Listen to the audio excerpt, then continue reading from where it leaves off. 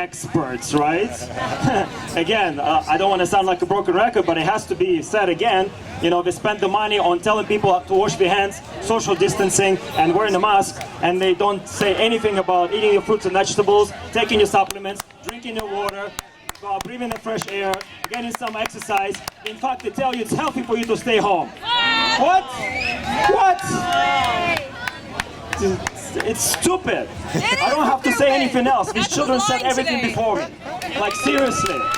Like, the children before me, that's why I'm pushing so hard. We need to focus as much as we can on the youth leadership in this country.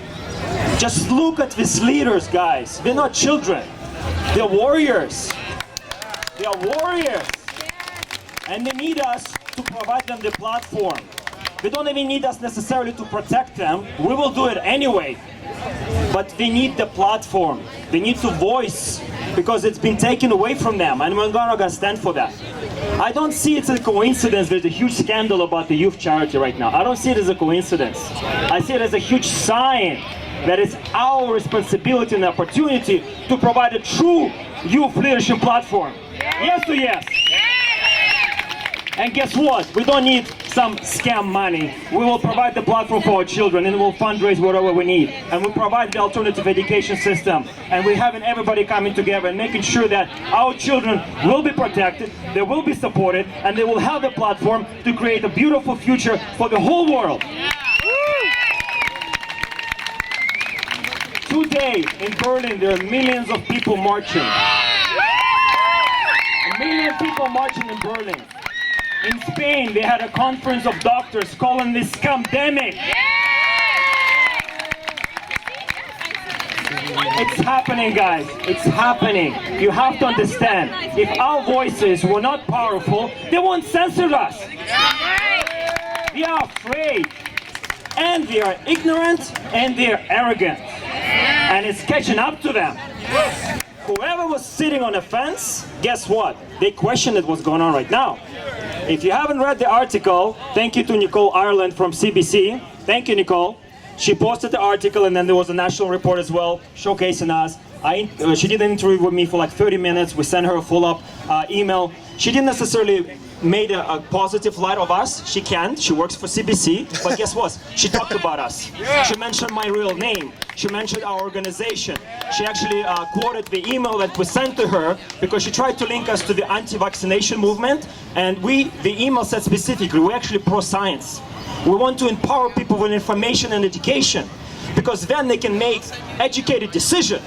And we're definitely not going to stand for the BS government and the media propaganda telling people you shouldn't use your critical thinking. You should listen to the experts. No. Enough is enough, okay? Enough is enough! Again, we are so grateful for so many people coming from around the world here representing the true meaning of fighting for your freedom. A lot of people here already fought that battle before. That's why they're here. And they are able to bring other fellow Canadians that maybe not necessarily had that experience. But what we do is we're offering people the perspective of past experience. And then we know what's happening right now. That this is a huge starting point for the whole disaster that's going to unravel. And we are drawing the line. Where's the line? We are drawing the line. We're not going to stand for that shit. It's stupid. I'm just going to use that all the time. Children say it the best. It's stupid. Right? But come on. Like, we're recording this. We're going to make sure this goes viral. We have a 10-year-old calling the stupidity on this whole scam thing. Like, I love this kid. You know, this is it. This is exactly what we need to embarrass these politicians. Embarrass them. And we are already doing that. And that's why they don't know what to do with us. They try in whatever angle they can. Twist it this way, twist it that way. Don't worry about it. Going back to the CBC article from Nicole Ireland. Thank you, Nicole. She said at the end of that article that, you know, we have to be very aware and maybe mindful of these groups because we have influence. And these people that are sitting on the fence, we have to be very mindful and make sure that, they don't get influenced. So they have these vaccine hesitance experts. I'll repeat, vaccine hesitant experts we have. Like, come on. You know what I call that? Stupid. But guess what? This is exactly who we're after. We were so fortunate to be on our launch of the 8-week leadership course with Dr. Tenpenny yesterday. If you don't know, contact us, we'll get you plugged in. And she said this couple of things.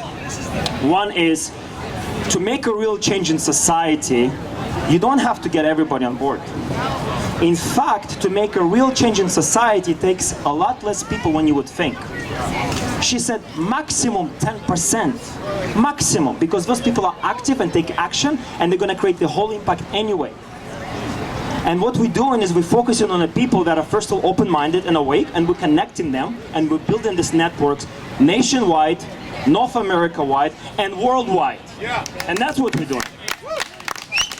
And at the same time, we are focusing on people who are sitting on the fence. Can I ask you a favor? Educated people that maybe not necessarily wanted to believe that the government doesn't have the best interest for them. Maybe they actually believe in the efficacy of vaccines.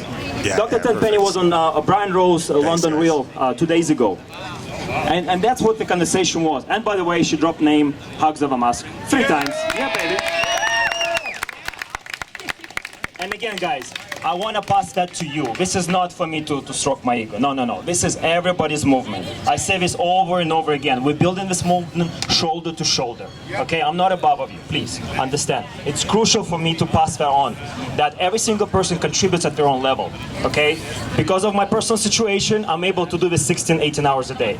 You do whatever you can. Every hour counts. Okay? And you contribute as much as you can with your time, energy, and money, and it's extremely appreciated, and we're all grateful for that. And that's why we're able to make this already as a mission and a statement. And our focus is to have at least 100 locations with at least 100 active members all across North America and the world at this point. And that's how we're going to build a movement of 10,000 people spread around the world. And we're going to plant these seeds, and we're going to influence people that are sitting on the fence, and we're going to present them with real data. And we're going to show them that this doctor, Dr. Gold, the woman, one of the main women from the conference, by the way, if you didn't know, she's not just a doctor, she's also a lawyer. And not just from some, middle ground institution, from a prestigious school. She's a lawyer and a doctor, and she was deplatformed and censored. Like, you want to talk about educated expert you want to listen to the lawyer and a doctor at the same time, not Zuckerberg BS or Bill Gates as we call him. But come on, what a joke. It's just stupid. It's just stupid. So guess what? She talked about that. In France, guys, hydroxychloroquine was over-counter medicine that you didn't even have a prescription. And guess what? January 13th, they changed it to make it like grade level, whatever medication that is dangerous or whatever. January 13th, guys, I just want to show you again a couple of drops of how premeditated this whole BS has been. I gave you example before. The filters for Snapchat filters and putting things on the face from 2 years ago. Guess what? Normalized behavior to put something on your face for your children. That's type of brainwashing and multidimensional assault that they've been doing on us. And that's been going on. Dr. Tenpenny discussed in the London Real interview. I would encourage you to watch. They've been laying, they've been laying the platform and foundation for this assault for the last 2 decades. 2 decades. You know how I know? Because you know what happened in 2003? We had SARS outbreak. I already lived here in Toronto for like 3 years at that point. You know what happened in the middle of the outbreak in February? We had Winterlicious Festival created by the city of Toronto to encourage people to go to the restaurants. Because the restaurants were dying because they didn't have enough income. The government of the city of Toronto, hey Tory, this is for you. In 2003, we had Winterlicious Festival created to help people actually to go to the restaurants and support our local businesses and restaurants. And you know what happened that summer in Downsview Park? We had the largest free concert with 1 million people. Yeah! 1 million people at the Downsview Park in the middle of a SARS outbreak. Now, you want what changed over the last 2 decades?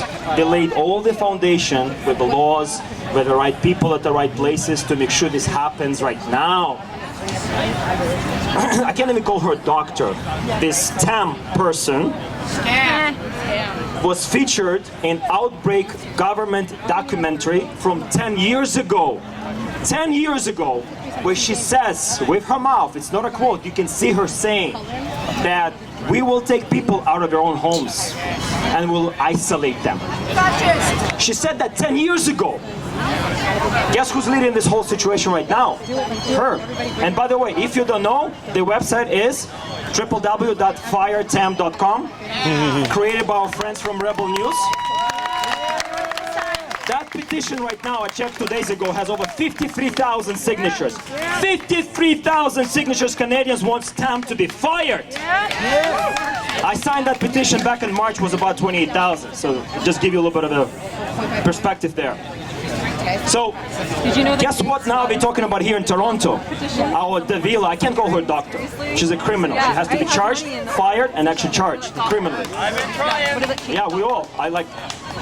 Anyway, so Davila and our bad boy Tory. So I'm creating this hashtag. It's Dictator JT, Kingless Ford, and Bad Boy Tory. Those are the 3 hashtags, guys. Let's go make it go wild. Again, hashtag Dictator JT, hashtag Kingless Ford, and Bad Boy Tory. Those are the 3 hashtags we gotta go viral, okay? Spineless Ford. We can use that one. I just made that last night. So anyway, Davila and Tory talking about, guess what, guys, in Toronto? We already have those isolation facilities created. Did you know that? No? Now you know. We already created the isolation facilities in the city of Toronto. You know who they're going to go after first? Low-income housing. You know why? Because it's a government-run building. They have the authority over those people. If you haven't seen the videos from Australia, people have been locked up in their buildings for weeks, having mental breakdowns, not able to get outside to get fresh air. You want to talk about tyranny and Nazi-like environment in Germany? It's right here. You know what's contact tracing is called? SS officer. SS Nazi officer. That's the contact tracing. When I was sharing this like months ago, people were laughing at me. No. Don't insult me. This can't be like Nazi Germany. You know, we don't have concentration camps. We don't have gas chambers. Of course, we're not going to have those things. But guess what? We have other stuff going on, and it's very similar. It's censorship. It's propaganda. It's elimination of gun rights. Right? It's forced confinement, and it's medical experimentation. Guess what the test is? The test that they're doing is medical experimentation. They're collecting your DNA. This is the largest collection of DNA in the history of humanity. Do not do any tests, guys. Our Dr. Yaki herself said the tests are over 50% false positive. She literally says that, and people still like, what? Like all these basketball stats with these cases means nothing.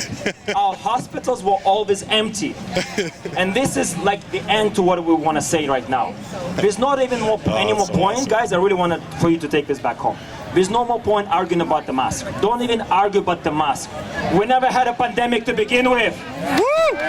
You know why we're not scared of a second wave? We never had a first one. Enough is enough. Enough is enough. Enough is enough, guys. Enough is enough. Enough is enough. It's just so stupid. Like, I just love it so much. The kids can say it the best. Anyway, guys, we can go for a long time. And again, I want to really acknowledge and appreciate everybody coming here. We've been doing this for the last over 3 months now, and we're creating chapters all across the country, all across the world. We, like the children said, we have to end this in the next 2 weeks. I didn't say it, they said it. Okay, so let's honor our children. Let's really go to the next gear. Let's go after the people that's sitting on the fence. Thank you, Nicole Ireland from CBC. Right? And let's make a real impact, a real change. Enough is enough. It's my great...